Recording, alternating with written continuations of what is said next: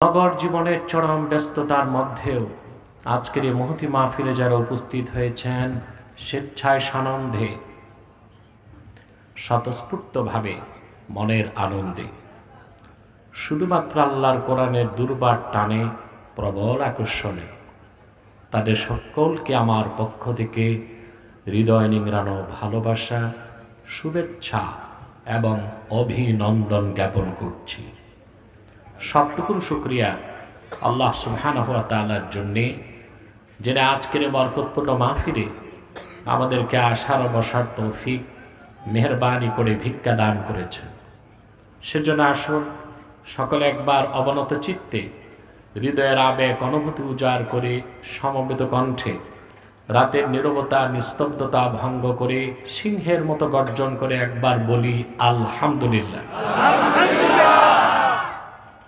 অগণিত অসংখ্য দরুদ ও সালাম আল্লাহর সৃষ্টির প্রধান আকর্ষণ, বিশ্বসভার সভাপতি, সকল নবী রাসূলগণের মাথার তাজ, শামসুল হিদায়াত, বদরুদ্দুজা, সাইয়্যিদুস সাকালাইন, ইমামুল মুরসালিন, খাতামুন নবিয়্যিন ওয়াল মুরসালিন, আফতাবে নবুওয়াত, শাহনশাহে রিসালাত, सरकार दो जहां, सुल्तानुल मदीना, नबीउल अंबिया, हुजूर अकरम, नूरे मुजस्सम, नूरुन अला नूर, सय्यिदिना हबीबिना शफीइना मौलाना मुहम्मद सल्लल्लाहु अलैहि वसल्लमेর উপর আল্লাহ তাবারাক ওয়া তাআলা যাকে আজ থেকে প্রায় ১৫০০ বছর আগে প্রেরণ করেছেন সর্বশ্রেষ্ঠ ও সর্বশেষ নবী ও রাসূল হিসেবে, যার পরে আজ পর্যন্ত পৃথিবীতে অবশ্যই কোনো প্রকার নবী কিংবা রাসূল অবশ্যই আসে নাই, অবশ্যই এখনো নাই, অবশ্যই কিয়ামত পর্যন্ত আসবে না।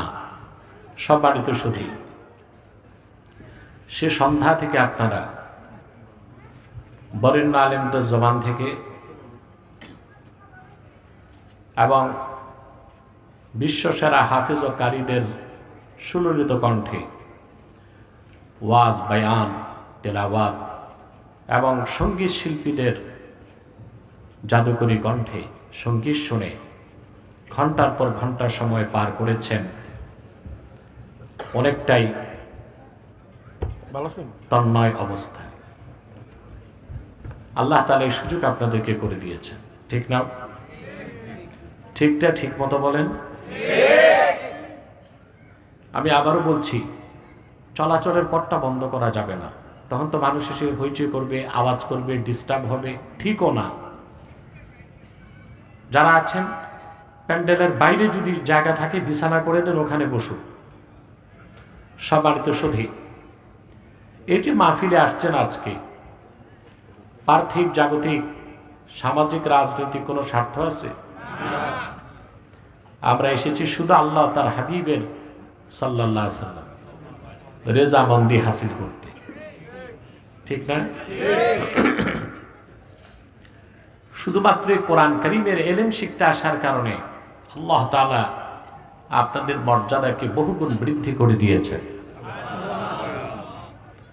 আপনার ঘর থেকে বের হয়েছেন যারা মাহফিলের উদ্দেশ্যে,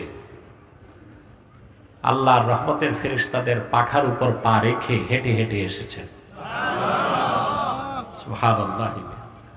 এটা আমার কথা না, সুনান ইবনে মাজার হাদিস। আল্লাহর হাবিব সাল্লাল্লাহু আলাইহি ওয়াসাল্লাম ইরশাদ করেছেন, কোন মুমিন যখন দ্বীন শিখার জন্য বের হয়, ওয়া ইন্নাল মালাইকাতা লাতাদউ আজনিহাতাহা রিদান লিতালিবিল ইলম, কোন মুমিন যখন দ্বীন শিখার জন্য বের হয়, সে তালেবে ইলমের পদতলে আল্লাহর ফেরেশতা পাখা বিছায় দেয়। সুবহানাল্লাহ। আল্লাহর ফেরেশতারা পাখা বিছায় দেয়। মন্ত্রী এমপি আসলে আপনার লাল গালিচার সংবর্ধনা দেন, ঠিক না? পচা পাটের চটের তৈরি গালিচা, এর চেয়ে বেশি তো কিছু নয়। আপনারা হেঁটে এসেছেন ফেরেশতাদের পাখার উপর পা রেখে রেখে। হলো না? পুরুষোচিত কণ্ঠে বলেন সুবহানাল্লাহ। আকাশে, জমিনে, নদী আর সমুদ্রে আপনাদের জন্য দোয়া চলতেছে যতক্ষণ বাড়ি ফিরে না যাবেন। ওয়াস্তাগফিরু লাহু মান ফিস সামাওয়াতি ওয়াল আরদ। আল্লাহর হাবিব সাল্লাল্লাহু আলাইহি ওয়াসাল্লাম ইরশাদ করেছেন, এবং তার জন্য আকাশ ও জমিনে যারা আছে সবাই আল্লাহর কাছে গুনাহ মাফের দোয়া করে। এমনকি নদী আর সমুদ্রের সমস্ত মাছগুলো আল্লাহর কাছে তাদের জন্য দোয়া করে। নদী আর সমুদ্রের সমস্ত মাছ তার জন্য আল্লাহর কাছে দোয়া করে, বলেন সুবহানাল্লাহ।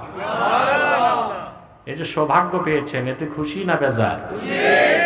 বেজার শুধু শয়তান, আর শয়তানের চেলাচামুন্ডারাও বেজার। আগে তো মাহফিল করাই যেত না। মাহফিলের নাম শুনলে একদল লোকের কলেজে আগুন জ্বলতো, ছিল না? শর্ত দিত 34টা। কতটা? এটা করতে হবে, এটা করতে হবে, এটা করতে হবে। আউল গান, বাউল গানে, ডিজে পার্টি আর বৈশাখী মেলায় কোনো শর্ত ছিল না। তাফসির মাহফিল শুনলেই শর্ত দিত। কোথায় আজকে তারা? কিছু জেলে, কিছু জঙ্গলে। কিছু জেলে, কিছু খুঁজে পাওয়া যায় না। দূরবীন লাগালেও দেখবেন কিছু আছে আসাম আর ত্রিপুরার জঙ্গলে। হয়তো বা কাঁটাতারের বেড়া দিয়ে উকি দেয় সোনার বাংলা কেমন আছে, দেখে সবাই আছে, ওরাই নাই। সবাই আছে, ওরাই নাই।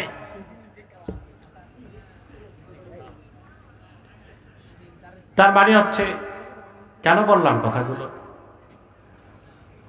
এই জন্য বললাম, পরাজিত শক্তি থেকে আগামীর বিজয়ী শক্তিকে শিক্ষা নিতে হবে।